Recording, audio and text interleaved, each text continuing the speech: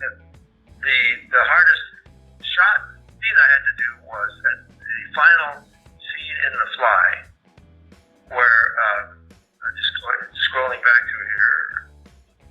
The Fly, 1986. Wow. So the scene in which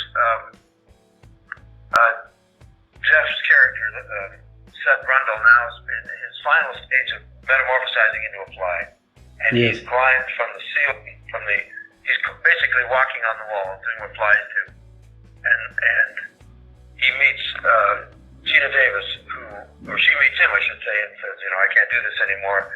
He's going beyond, and then he kind of involves her in his final fly transformation. That was phenomenally difficult for one simple reason. The producers were adamant to make sure it didn't look like a man in a rubber suit. So I had to light him dark enough to be scary, and yet light enough to know that it wasn't some rubber blob running around in the dark.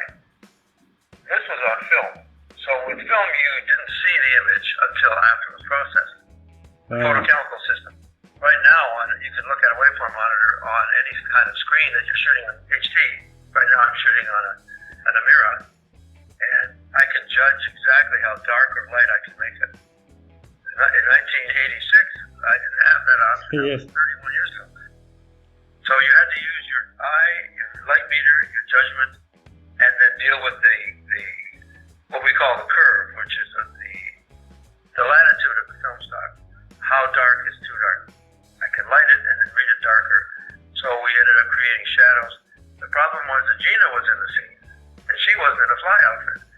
So her skin was very, very luminous, pale white, kind of skin that you can see the veins in her forehead. They had a scene where they were nose to nose, and I had to light her 2 stops darker, 4 times darker, and him almost 4 times brighter, so they would both look normal within the mood of the scene. So I guess from a textbook standpoint, that was the most difficult thing I had to do. And I've, done all kinds of, RoboCop 2 was immensely difficult and complicated, but I don't know, The Fly seemed to stand out for